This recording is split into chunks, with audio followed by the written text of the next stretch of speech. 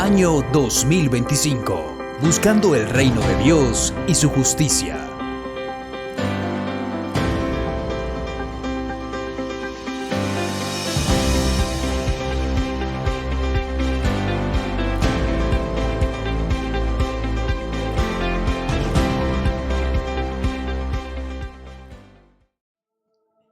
Vamos a la carta a los Hebreos. Carta a los Hebreos, capítulo 11. Vamos a leer los primeros 4 versículos. Si por alguna razón usted no tiene su Biblia, puede o ir a las pantallas, o si algún hermano me les comparte a estos jóvenes una Biblia, también pueden seguir.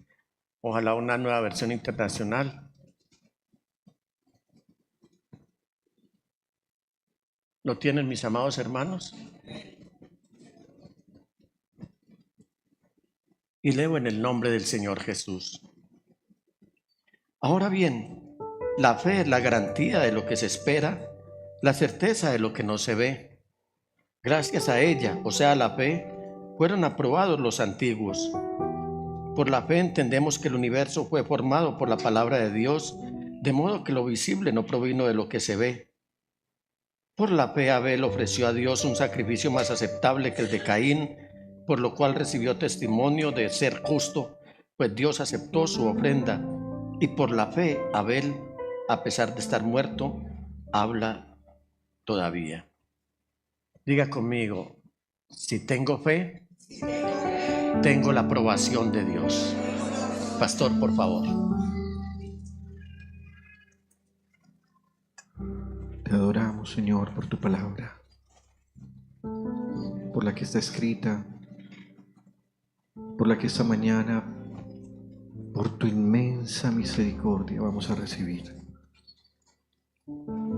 A ti la gloria y el honor. Todo depende de ti, pero tú decidiste que las buenas nuevas fueran en Cristo Jesús. Si la sangre de Abel habla hasta el día de hoy, ¿cuánto más la sangre de Cristo Jesús, por quien has hablado en estos últimos tiempos? Dios y Padre nuestro, a ti la gloria, la alabanza y el honor. Por Cristo Jesús, a quien amamos y a quien estamos esperando, a quien tú has amado, por medio de quien has mostrado tu evangelio y nos has salvado. Bendito Espíritu de Dios, gracias por estar esta mañana en este lugar junto a tu pueblo. Amén y amén. Amén. Gracias, pastor. Siéntense, iglesia, por favor.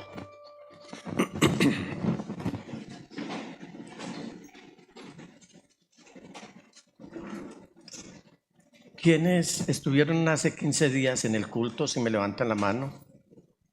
¿Quiénes estuvieron hace 15 días? Hace 15 días. ¿Recuerdan cuándo fue hace 15 días? ¿Cuándo fue hace 15 días? El mundo va tan veloz que a uno se le olvida hasta cuándo fue hace 15 días. Me vuelven a levantar la mano quienes vinieron hace 15 días a celebrar culto al Señor. ¿Y los otros? Muy bien. Entonces, a ver, mi hermano Hamilton, el título del mensaje hace 8 días. Héroe de la fe. Muchas gracias. Héroe de la fe. Diana, ¿de quién hablamos? De Abel.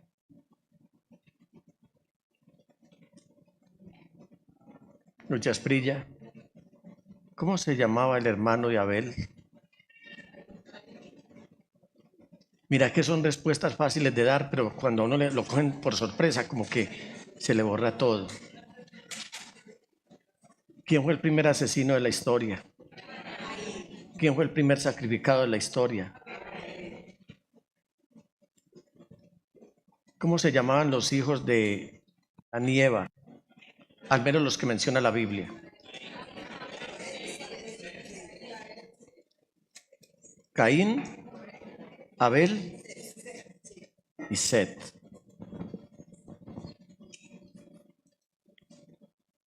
Y les decía, hermanos, hace 15 días que Caín todavía está también hablando, no por lo que él hizo, sino por lo que él inventó.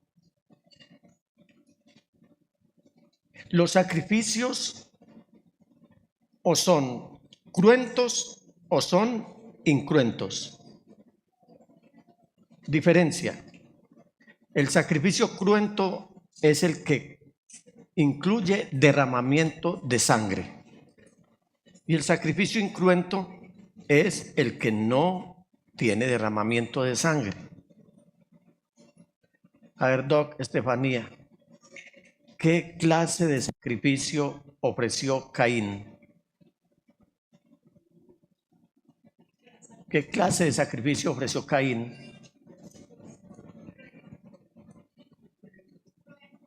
Cruento.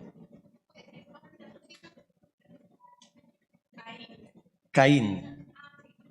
Incruento. Porque tenía una fruber o un fruber con lo mejor.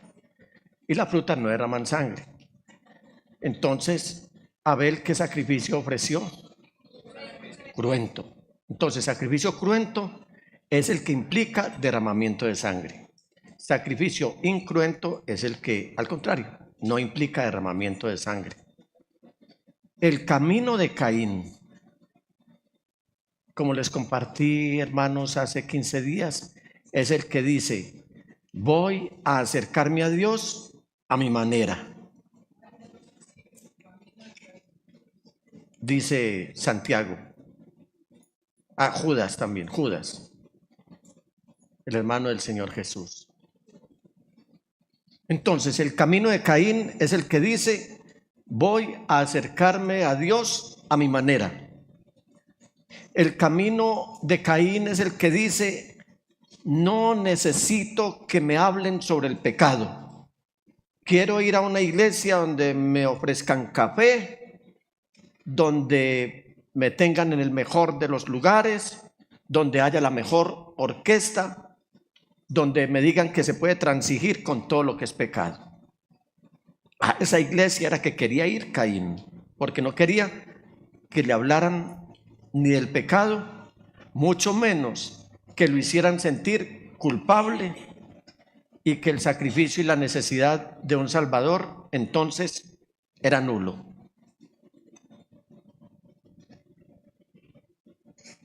Y eso viene como tendencia, creciendo.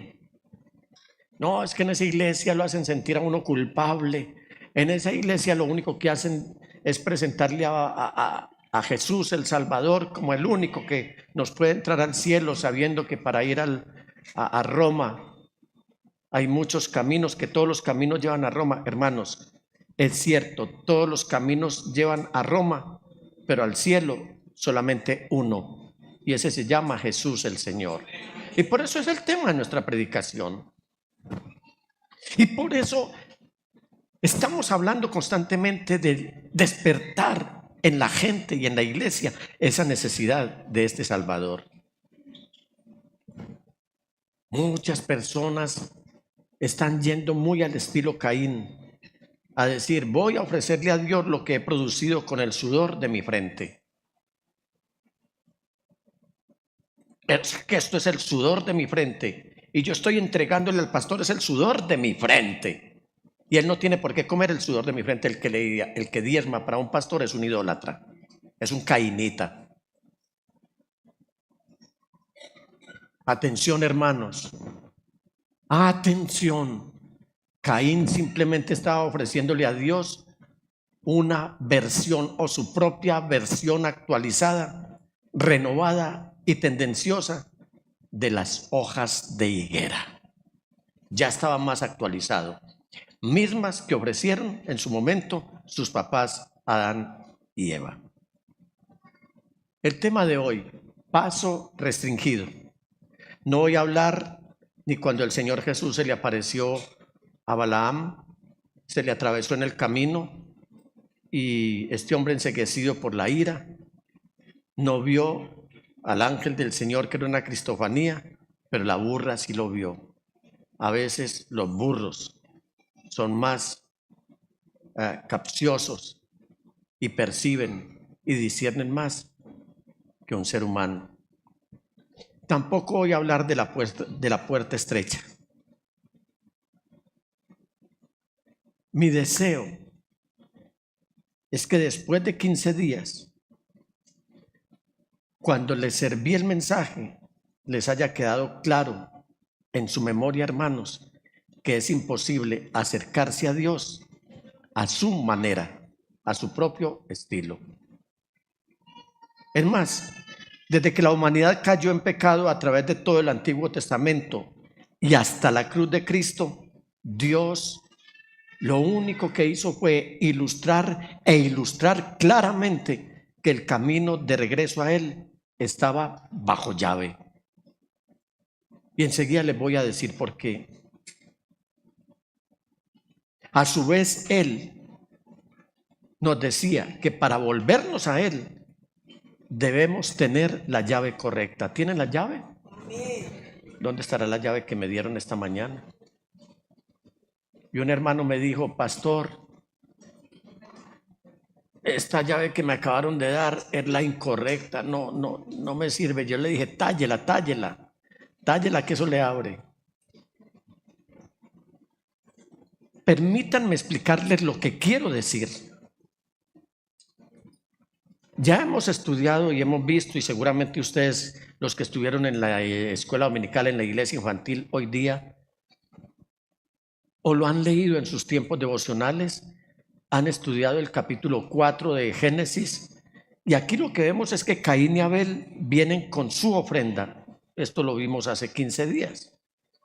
Interesantemente, yo no veo aquí que se mencione que ellos construyeron un altar.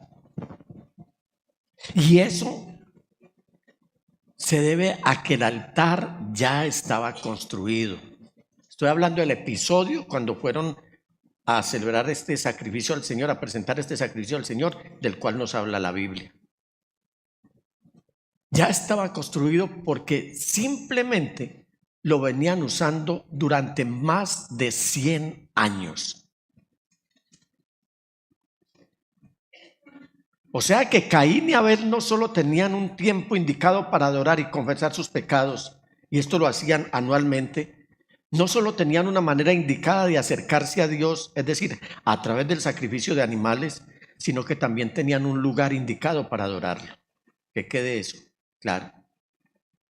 Ese sacrificio en el cual se da este rechazo de Dios hacia Caín y esta aceptación a Abel no fue el único.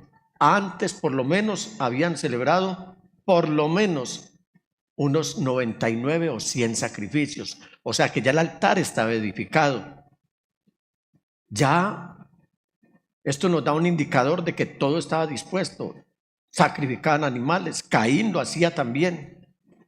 Y la Biblia nos dice que cuando Adán y Eva, o sea los papás de Caín y Abel, abandonaron el jardín, mejor dicho, fueron arrojados del jardín, Dios asignó unos querubines, es decir, unos ángeles acuerpados, guerreros, para proteger la entrada y que ellos no tuvieran acceso al árbol de la vida. Y se nos dice específicamente en el capítulo 3 de Génesis, en el versículo 23 y además el versículo 24, que el oficio de estos ángeles de guerreros, estos querubines, era que custodiaran el lado oriente del jardín. ¿Qué quería el Señor? Que ellos impidieran que los humanos volvieran a entrar. Ya estaban afuera, estaban arrojados, estaban despedidos. Miren lo que nos dicen estos dos versículos, mis amados hermanos. Entonces, Dios el Señor expulsó al ser humano. Y entiendan esto, no solamente Adán y Eva, sino que todos quedamos fuera. Expulsó al ser humano del jardín del Edén para que trabajara la tierra de la cual había sido hecho. O sea, tierra con tierra. Luego de expulsarlo, puso al oriente del jardín del Edén a los querubines y ¿qué más? Y una espada ardiente que se movía por todos los lados para custodiar el camino que lleva al árbol de la vida. Yo creo que en este lugar, hermanos, ahí mismo, en presencia de los querubines, también estaba la espada encendida. Y en ese lugar que marcaba la expulsión del ser humano, el lugar donde Dios pronunció la maldición junto con la promesa de un redentor, en ese mismo lugar, Adán y Eva, y más tarde sus hijos, fueron a ofrecer los sacrificios señalados por Dios. No creo que sea una coincidencia que muchos siglos después los sacerdotes debían acercarse al lado oriental tanto del tabernáculo como más tarde lo hicieron en el templo para adorar a Dios. Hermanos, yo no sé por cuánto tiempo estos querubines custodiaron el jardín del Edén. La Biblia no lo dice. Es muy posible que se hayan quedado hasta el diluvio en tiempos de Noé, cuando Dios borró a la humanidad de la faz de la tierra y cambió la topografía de la tierra en ese evento histórico y catastrófico que causó la desaparición del jardín. Entonces ya tenemos, el ser humano fue arrojado, fue despedido, pero ahora ha sido destruido en el diluvio que conocemos comúnmente como el diluvio universal. Pero escuche esto, iglesia. Incluso después del diluvio, Dios mantuvo vivo el recuerdo de la caída del hombre, la expulsión de la humanidad del jardín y los querubines que le impedían la entrada al ser humano a la grata presencia de Dios. Él no quería ni que ellos lo olvidaran y Él no quiere que nosotros lo olvidemos tampoco. Por esa razón, después del éxodo de Egipto, Dios le entregó a Moisés y al pueblo de Israel instrucciones muy específicas para la construcción de un tabernáculo. Y usted debe estarse diciendo, uy, olvidé qué es el tabernáculo. O simplemente no sé qué es el tabernáculo. Permítame recordarle, o a lo sumo enseñarle, recordarle si lo olvidó o enseñarle si no lo sabe. 1. ¿Qué era el tabernáculo? El tabernáculo era un lugar portátil, una tienda de reunión, y en el centro del tabernáculo estaba el lugar santísimo donde descansaba el arca del pacto, una caja de oro que tenía el siguiente contenido: las tablas de la ley. Esas tablas contenían lo que conocemos como los 10 mandamientos, pero que en realidad era el decálogo. Porque mandamientos muchos, decálogo significa 10 dichos, deca, 10, logos, palabras. Pero de ahí se derivan muchos mandamientos. Entonces, ¿qué había allí en el arca del pacto? Estaban las 10 tablas de la ley que contenían los 10 mandamientos. ¿Qué dije yo? ¿Y cómo es? ¿Y cuántas? ¿Cuántas eran? Habla de las tablas de la ley. No son 10. ¿Qué más contenía esa arca? El maná, que era un alimento sagrado, porque fue un alimento hecho en el cielo. En los Salmos 105 y 106 usted encuentra que el salmista dice, pan de ángeles les dio a comer. Otra versión dice, pan de nobles les dio a comer. El maná no era de cocción o de elaboración terrenal, era de origen celestial. ¿Qué más contenía el arca? Contenía la vara de Aarón, pero encima había una tapa. Esa tapa es la que conocemos como el propiciatorio. Y esa tapa era de oro puro, que incluía 2 querubines. ¿Qué simbolizan estos elementos? Estos elementos simbolizan la presencia de Dios y el pacto entre Él y su pueblo. En el lugar, o ese era el lugar donde estaba la presencia de Dios. Y allí los sacerdotes podían entrar a la habitación justo afuera del lugar santísimo, es decir, una habitación llamada el lugar santo, donde realizaban una serie de deberes sagrados. Está muy descrito en el Éxodo y usted también puede encontrar esto descrito en la carta a los Hebreos. ¿Qué pasaba entre el lugar santísimo, el de más adentro, el Sanctum Sanctorum, el lugar santísimo y el lugar santo? ¿Qué pasaba? Era dividido por una cortina muy pesada. Esa era la que separaba esos dos lugares. Y Dios, en el capítulo 26 de Éxodo, indicó que las costureras israelitas debían bordar en esa cortina las figuras de querubines. Los querubines seguían custodiando el acceso. Y en el mejor de los casos, las personas podían ofrecer un sacrificio, pero a la distancia. Más tarde, el rey David dejó dispuesto todo y su hijo Salomón construyó el templo, y una vez más, como usted lo encuentra en la Biblia, se bordaron enormes querubines en la cortina para indicar que una vez más el paso estaba restringido. El paso a la presencia del Señor, ¿cómo estaba? Restringido. ¿Desde cuándo? Desde el Edén. Y en el templo había dos querubines de 4,5 metros de altura con sus alas extendidas. Estos querubines, cubiertos de oro, montaban guardia al interior del santuario. Usted puede anotar al margen para que lea en su casa el primer libro de Reyes, todo el capítulo 6. Allí está descrito todo. Primer libro de Reyes, capítulo 6. Pero voy a leerles algunos versículos. El 23 dice: Salomón mandó esculpir para el santuario interior 2 querubines de madera de olivo, cada uno de los cuales medía 4,5 metros de altura.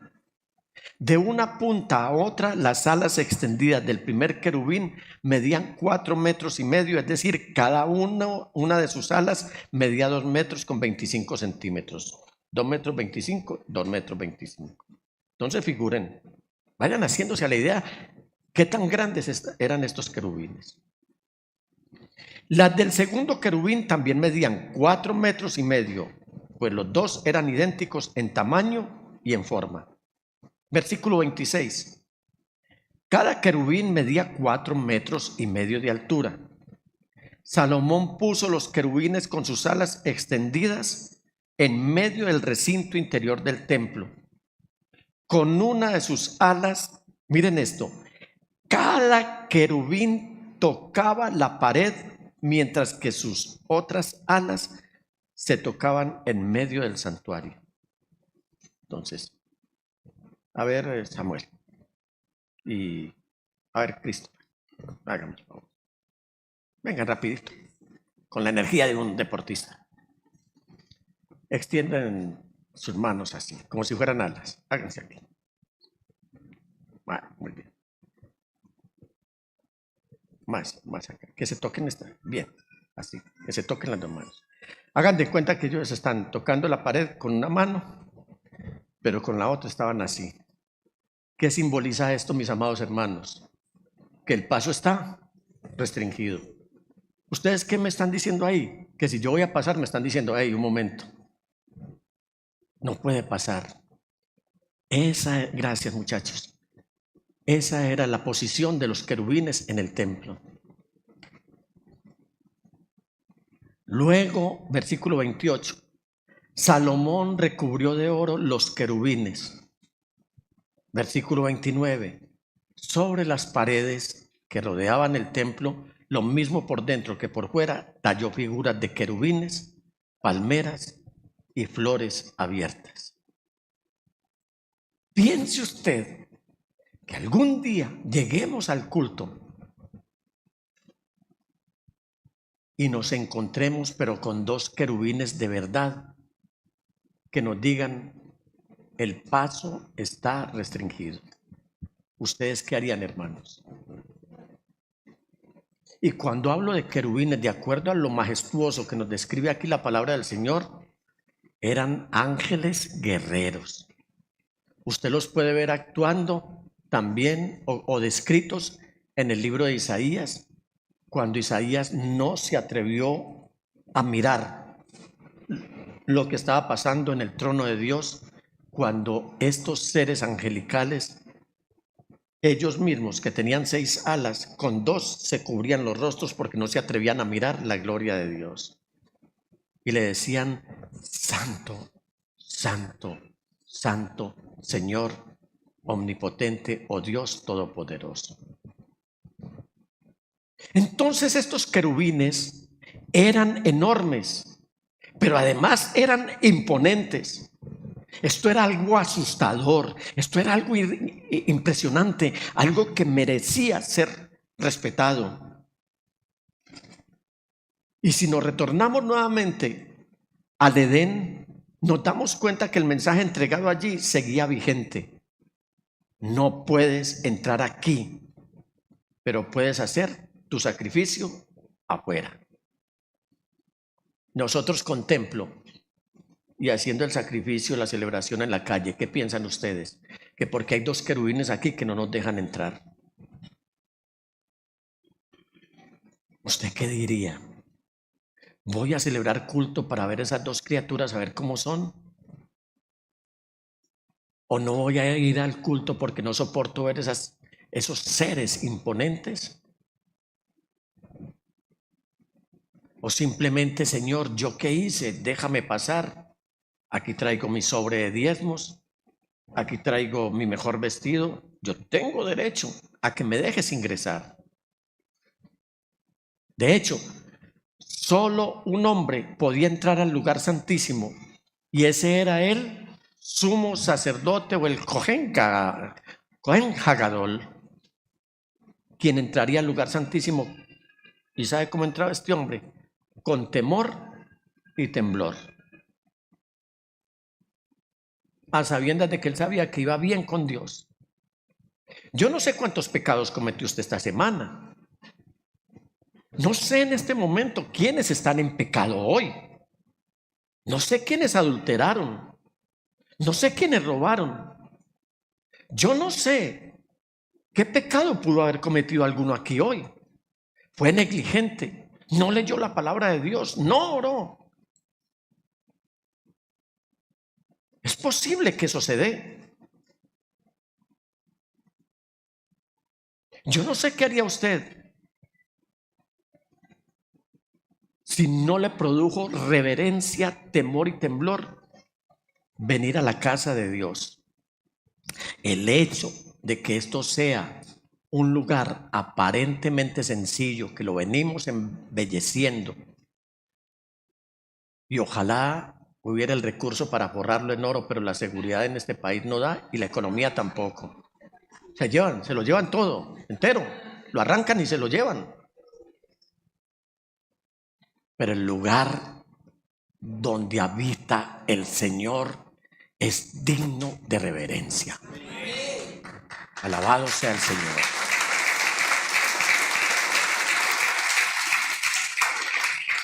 Hechos tan sencillos como que nos dejen las botellas de agua medio llenas o vacías, o los chicles pegados en las sillas.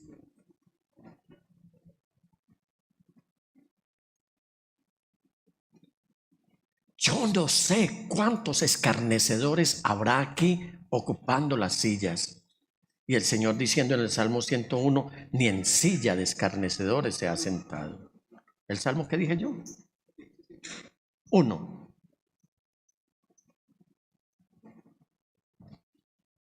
Y el sumo sacerdote, que era una casta, el sumo sacerdote, Cohen Hagadol, podía entrar una sola vez.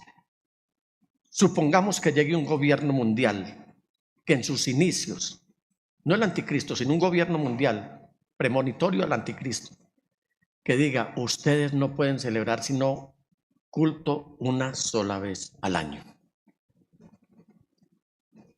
Si en pandemia estaban algunos que se les torcía una tripa porque no teníamos lugar de reunión y luego abandonaron el templo. Ahora, por imposición de un gobierno que diga que no nos podemos reunir sino una sola vez al año.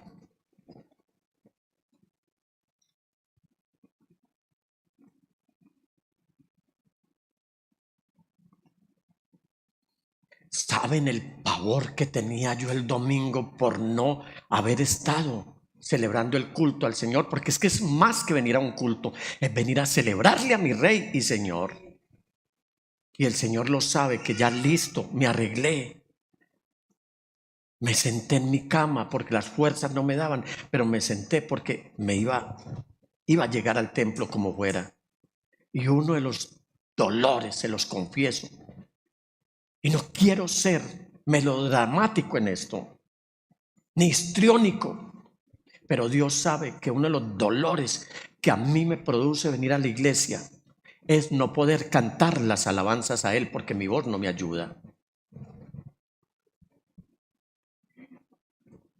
¿Y cuántos dejaron de celebrar culto al Señor o han dejado y no se dieron cuenta que pudo haber sido el último o el anterior fue el último día en el que pudieron celebrar culto al Señor? El sumo sacerdote podía entrar una sola vez al año a ofrecer sacrificios por sus pecados y por los del pueblo. ¿Cuándo tenía permitido entrar? Una vez al año. Grábese esto, iglesia, una vez al año. ¿Cómo lo hacía? Él venía con la sangre de un animal inocente. Sin esa sangre él no podía entrar. Con la sangre de un animal inocente y cumpliendo con unas especificaciones que Dios previamente ya había establecido. No era un animal cualquiera. Él atravesaba, recuerdan la cortina pesada. Él atravesaba esa cortina bordada con esos ángeles, con esos querubines, y apenas estaba dentro del lugar santísimo, él se encontraba con el arca del pacto que ya la acabamos de describir. ¿Qué contenía el arca del pacto? Contenía la ley, el maná, la vara de Aarón y el propiciatorio, que era la tapa. ¿Con cuántos querubines? 2. ¡Oh! Pasé la cortina y ahora me encuentro con esta escena, con el arca, que simbolizaba ¿qué? La presencia imponente de Dios. Y al levantar su mirada, él quedaba asombrado por las imponentes figuras doradas de esos 2 querubines que se elevaban a ambos lados, que se levantaban de esa caja dorada como si estuvieran flotando, porque sus alas estaban diseñadas así, para que se extendieran hacia adelante y se tocaran entre sí. Voy a anotar al margen Éxodo 25. Les doy las citas para que ustedes las lean. Éxodo capítulo 25. ¿Sabe qué estaban haciendo esos querubines? Ojo con los que están pecando o con ganas de pecar. Arrepiéntanse, porque o si no la presencia del Señor los va a fundir, los va a matar, porque no se acercarán a mí de cualquier manera, dice el Señor. Quizás este mensaje no esté gustando mucho, y quizás si alguien lo escucha en otro lado va a decir: qué pastor tan duro.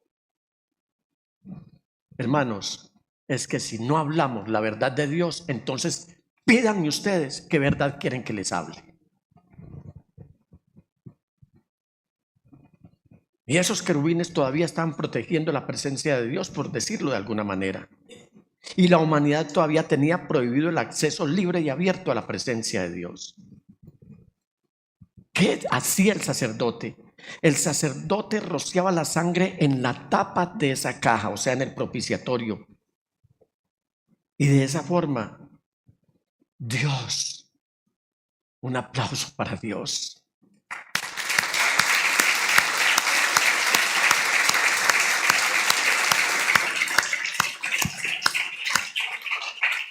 Dios quedaba temporalmente satisfecho y cubría los pecados de la nación. Y pienso, amén, pastor, y pienso que usted, hermano, se está preguntando, pastor, ¿y por qué temporalmente? Sí, porque todos esos sacrificios, lo único que hacían era ilustrar y apuntar a un altar de madera sobre el cual el Cordero de Dios moriría para poner fin a todos los sacrificios para siempre. Sobre esa cruz, justo minutos antes de morir, el Cordero inocente de Dios, nuestro Redentor, bendito sea Él exclamó: Tetelestai, consumado es, hecho está.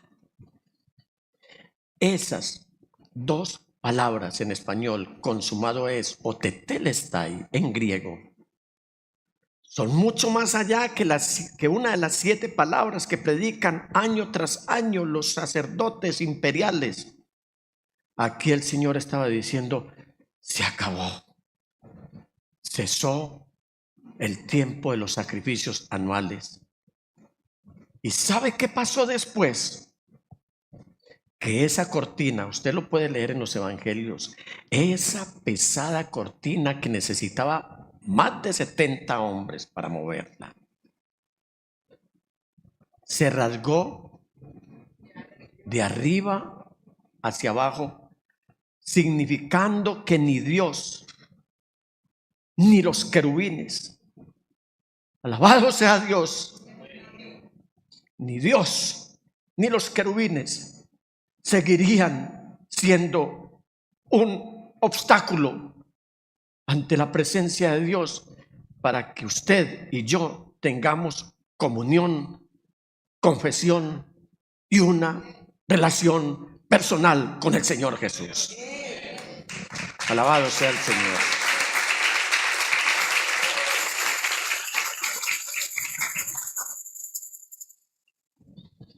Ahora usted puede pasar por en medio de los querubines. De hecho, a diferencia del sumo sacerdote, usted puede ir más allá de los querubines y puede ir hasta el mismo trono de Dios. E incluso hoy, cada creyente puede caminar de nuevo con Dios con plena libertad. Bendito Dios. 2, viene la sentencia de Dios. Ahora permítame, iglesia, mostrarle algo más del testimonio de Abel. En Génesis 4:6 nos dice la palabra que Dios aceptó con agrado la ofrenda de Abel, pero no así con Caín ni su ofrenda. Versículo 4. Y quiero que lo leamos porque lo hemos leído muchas veces, pero vamos a leerlo en comunidad hoy. Digan conmigo, por la fe, digan conmigo, por la fe Abel ofreció a Dios un sacrificio más aceptable que el de Caín, por lo cual recibió testimonio de ser justo, pues Dios aceptó su ofrenda, y por la fe, a pesar de estar muerto, habla todavía. Digamos que el escritor a los Hebreos lo puso de esta manera: que Dios dio testimonio de las ofrendas de Abel. Y quiero una vez más llamarle la atención, hermanos, aquí. ¿Usted se ha puesto a pensar qué testimonio está dando Dios de usted y de sus ofrendas y de sus diezmos? ¿Ah? ¿Usted ya caviló con respecto a ese tema? ¿Qué testimonio estará dando Dios? Porque aquí dice que Dios estaba dando testimonio de que esa ofrenda de Abel había sido aceptable delante de él.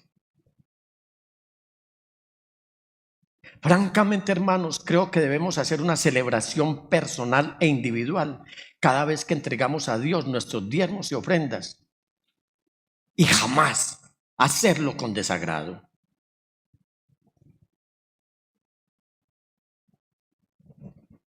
No pelee con Dios.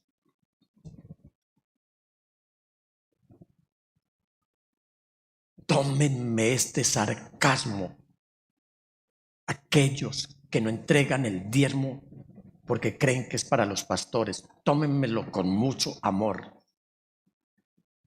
Si usted diezma, si usted no diezma, no es mi problema, es su dilema. Y si usted cree que el diezmo que ha dejado de dar es para nuestro sustento, está equivocado, porque mi provisión es Dios. Y entonces, ¿qué hacen con los diezmos? Diezme y le damos razón de lo que hacemos con los diezmos en esta iglesia. Si usted no diezma, no me pregunte, porque la respuesta se le debe dar es a quien la merece. No estoy pidiendo diezmos acá. Escuchen bien. Lo que estoy hablando es para que usted aprenda lo que es la bendición como resultado de que Dios esté dando testimonio de que estamos obrando bien, que le estamos obedeciendo. Y te pido que me acompañes a observar detenidamente lo que dice el salmista David, experto en el tema de ofrendas, en el Salmo 20. Solamente este salmo. Escúchalo bien. Que el Señor te responda. Usted ve unos numeritos al margen. Mire esto. Que el Señor te responda. ¿Quién me da el número? 1. Cuando estés angustiado. Que el nombre del Dios de Jacob. 2. ¿Sí se alcanza a ver? Que 3, te envíe ayuda desde el santuario, que desde Sión te dé su apoyo. 5, que se acuerde de todas tus ofrendas. Mira el 6, que acepte tus holocaustos o sacrificios. Selah. 7, que te conceda lo que tu corazón desea. 8, que haga que se cumplan todos tus planes. 9, nosotros celebraremos tu victoria y en el nombre de nuestro Dios. 10, desplegaremos las banderas. Que el Señor, 11, cumpla todas tus peticiones. 1 por 11. ¿Cuántos quieren estas 11 bendiciones del Señor? Pero no diezme porque yo le estoy predicando esto. Mire, si el Señor no está agradado con que usted diezme, créame que le va a cerrar su mismo corazón para que no lo haga. Solo que piense, ay Señor, y si lo que estoy haciendo es porque tú mismo me estás cerrando el corazón porque no estás agradado con mis ofrendas y mis diezmos. ¿Aló? O sea, si Dios me dio la espalda, ¿cuántos quieren tener a Dios como enemigo? ¿Cuántos quieren tener a Dios como enemigo? Retomemos a Caín y Abel. ¿Qué hizo Dios entonces? Dios dejó en evidencia que aceptó la ofrenda de Abel y que no aceptó la de Caín. Entonces yo me pongo a ver los hermanos Y el pastor aquí, desde el fondo del mar, del más alto lugar. Esto es más que una canción. Esto es más que un tiempo para las ofrendas y los diezmos. Estamos hablando de ofrendas y unos hermanitos a quienes les agradezco, después de un culto, vinieron y me dijeron, pastor, ¿por qué no habla de diezmos? Y yo dije, sí, es que el diezmo no es un delito. Diezmar es una bendición. ¿Para cuánto es una bendición diezmar?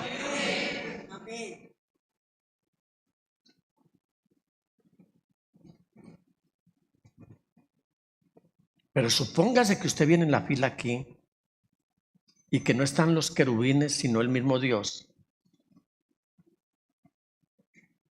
Yo trato de dirigir mi mirada hacia la pantalla mientras canto, porque eso lo tiene que estar viendo Dios, no yo. Pero que Dios, bendito sea Él, se parara aquí y me dijera, Nicolás, no me agrada lo que me estás presentando. Devuélvete con eso. No lo quiero. ¿Cuántos quieren recibir el rechazo de Dios? ¿Cómo se iría usted para su casa si Dios le rechaza su ofrenda? ¿Cuántos quieren que Dios los mire con agrado? ¿Cuántos quieren que Dios los mire con agrado? Exactamente eso fue lo que hizo Dios. Dios testificó públicamente su agrado del sacrificio que estaba ofreciendo Abel. No se nos dice específicamente, pero cuando comparamos el registro de las Escrituras, creo que podemos determinar que sucedió algo dramático. Dios no hace las cosas y quedan en el aire o quedan desapercibidas. Esto fue algo muy dramático. Dios publicando el testimonio de que estaba feliz. Ustedes se imaginan las huestes angelicales danzando en la presencia del Señor. Y él también, alegre, porque había aceptado la ofrenda de Abel, porque era agradable. Y eso fue lo que Dios hizo a lo largo del Antiguo Testamento. Fue algo que Dios hizo a lo largo del Antiguo Testamento con el fin de mostrar la autenticidad tanto de la ofrenda como de quien la ofrece.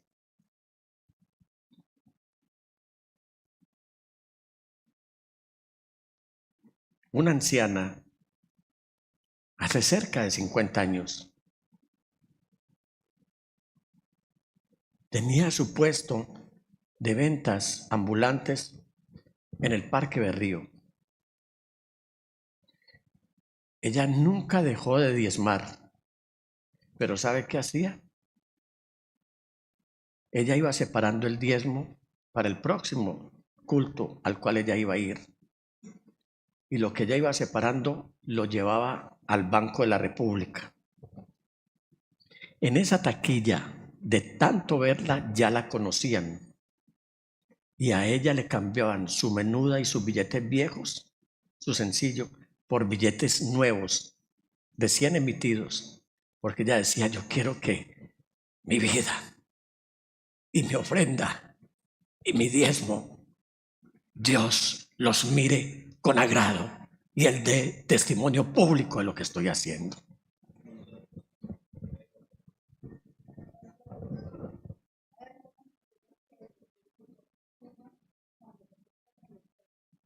Por favor, pastora, gracias. Hay unos hermanos, no sabemos quiénes son, que le ponen perfume a los sobres. Hay otros que los pintan,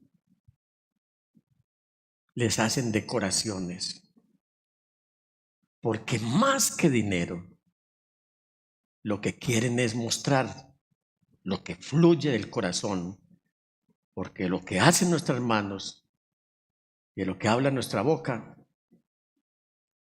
debe ser algo que debe impedir que Dios diga: este pueblo de labios me honra, pero su corazón está lejos de mí.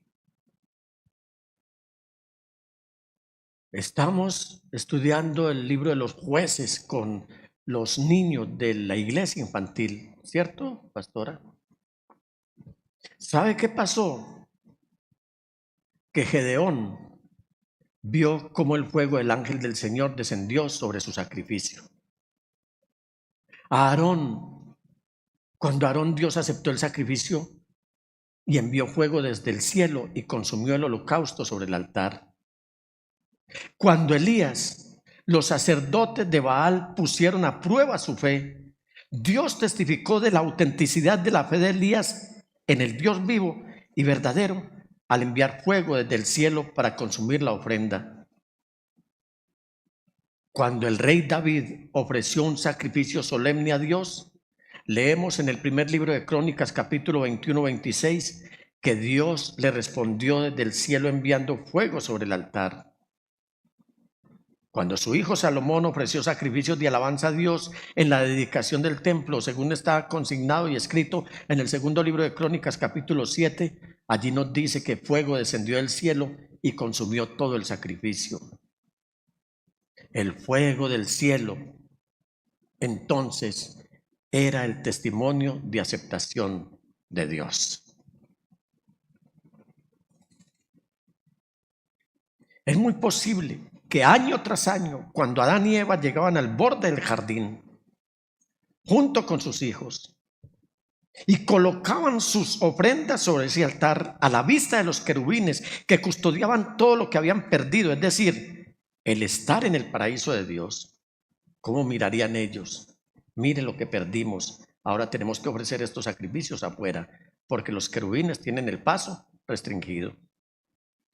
El Señor en su gracia, a Él la gloria, testificaba de su fe también, enviando fuego desde el cielo y consumiendo sus ofrendas. Solo que ese año fue diferente. Caín había traído un animal muchas veces, pero esta vez evidentemente pensó: Dios dará testimonio de la obra de mis manos. Ya lo ha hecho durante 100 años, hoy también. Mientras que Abel trajo un sacrificio inocente que él no podía crear con sus manos, por eso su ofrenda fue superior.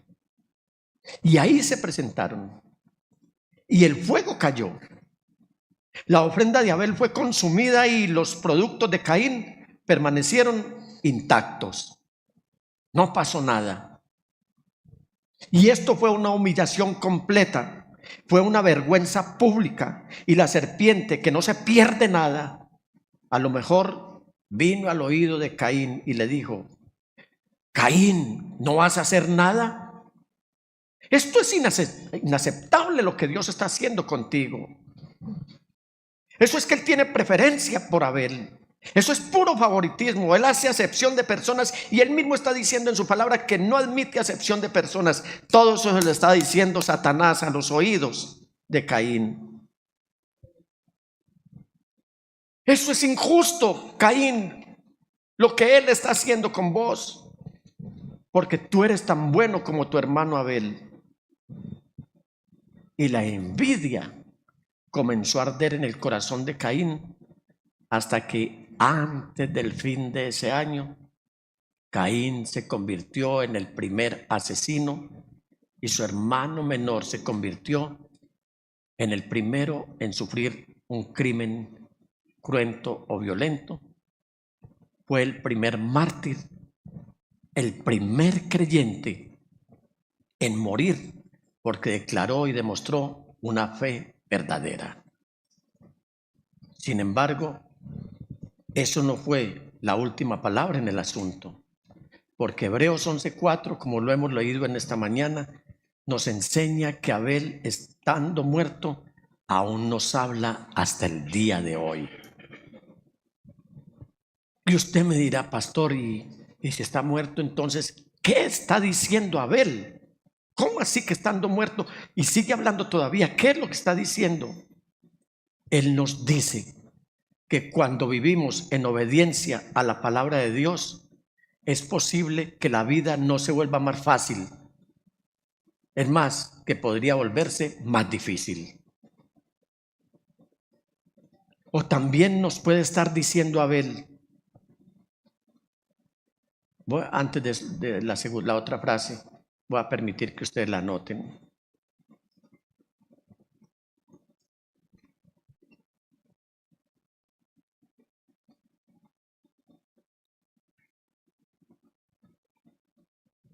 Para los que están en radio, se la repito. Nos está diciendo Abel que cuando vivimos en obediencia a la palabra de Dios, es posible que la vida no se vuelva más fácil. Podría volverse más difícil. Hay muchos hermanos que son fieles en sus diezmos y la vida se les está complicando. Sigue hablando Abel. No deje de hacerlo, no deje de ofrecerle ni sacrificio de alabanza, ni de adoración, ni deje de presentarle ningún sacrificio al Señor si la vida se le pone en un tono muy oscuro. Porque también Abel puede estar diciendo que su fe puede guiarlo directamente al valle de la sombra de la muerte. Piénselo, hermano y amigo. Piénselo. Abel hizo lo correcto y fue odiado por hacerlo. Abel adoraba a Dios correctamente y fue perseguido por adorarlo. Abel obedeció a Dios y fue asesinado por obediente. Abel, estando muerto, aún habla. ¿Qué más podría estar diciéndonos Abel? Él podría estar diciéndonos que solo hay un camino a Dios. Solo hay un fundamento para la fe genuina. Y Abel todavía nos está diciendo que sin derramamiento de sangre no hay perdón del pecado.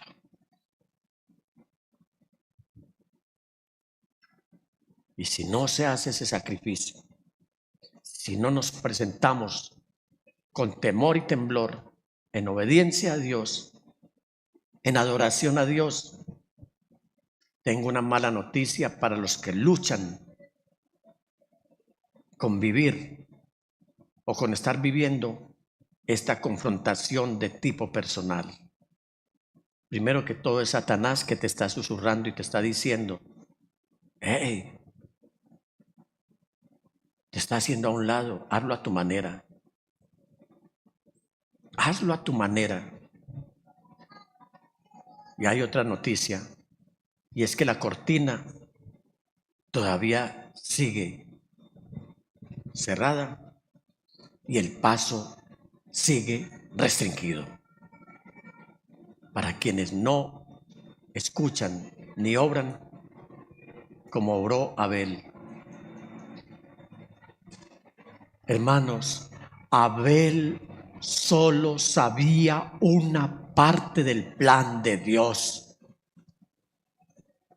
Solo tenía la promesa del Salvador. Nosotros como iglesia sabemos hoy que el Salvador ha venido, el Mesías llegó y a través de su sacrificio Él pagó por nuestro pecado de una vez y para siempre, de una vez por todas. Cualquier cosa además son puras hojas de higuera, son religiones vacías, son el camino de Caín. El camino de Caín puede que tenga el color indicado.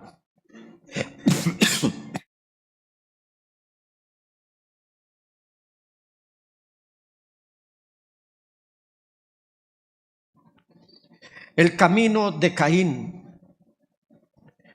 puede que tenga el sabor dulce de la fruta.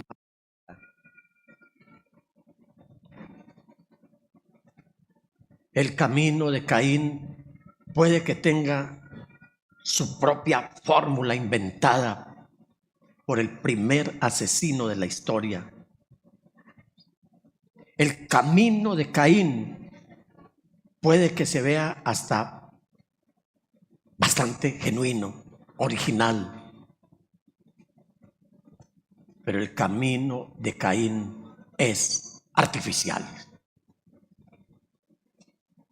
Jesucristo y la fe, solo en Él. Jesucristo y la fe, solo en Él, es la dulzura genuina de la fe pura.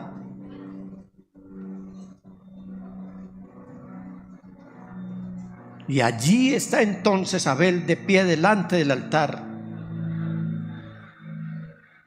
¿Puede imaginárselo usted, iglesia, en esta mañana, con esos dos querubines con espadas de fuego centelleantes frente a él, cerrando la puerta al paraíso? Usted puede figurarse esto.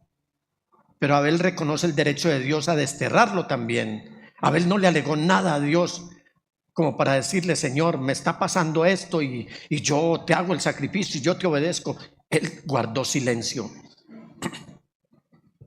¿Por qué? Porque Abel también estaba reconociendo que es un pecador y estaba admitiendo su propia necesidad de perdón y su propia necesidad de expiación. Él ofrece su sacrificio. Inmediatamente el fuego cae, testificando no solo ese fuego del agrado de Dios, sino testificando la esencia del Evangelio, el Evangelio de Dios. Y la esencia del Evangelio es que la simiente de la mujer, el Redentor, nuestro Redentor, Cristo Jesús, presentaría el sacrificio perfecto que volvería a abrir las puertas del paraíso. Su sacrificio nos está dando acceso al trono de Dios. Ya no hay querubines que se interpongan en el camino, que tengan el paso restringido. Y Abel, el primer héroe humano de la fe, porque así aparece en su orden en el capítulo 11 de los Hebreos, comenzaría la obra que completaría el Señor Jesucristo. ¿Por qué? Porque el sacrificio de Abel fue un cordero para salvar a una persona. Más tarde vino la Pascua, un cordero para salvar la familia. Más tarde vino el sacrificio anual, o sea, el día de la expiación, un cordero para salvar la nación, a la nación. Pero luego vino el Mesías, la simiente de la mujer. Él fue el cordero para salvar a todo el mundo, en el cual nos incluimos. ¿Qué nos está diciendo Abel entonces hoy, este héroe de la fe? Con mucho gusto, él estaría en este culto, cantando con nosotros. Dios de pactos, que guardas tus promesas, que cumples tu palabra, que guías mi destino. Dios de pactos, confío en tus promesas, descanso en tu palabra, por tu gracia estoy aquí. En la intimidad, al abrigo de tu gloria, puedo estar junto a ti. Al ver tu santidad, estoy maravillado ante ti y tu amor. Nunca más seré igual al salir de este santísimo lugar. Tengo redención por la sangre que descansa en tu altar para mí. La gracia y el perdón son los frutos de vivir en comunión y adoración. Nunca más seré igual al salir de este santísimo lugar. Abel sigue hablando todavía. El Señor Jesús les bendiga.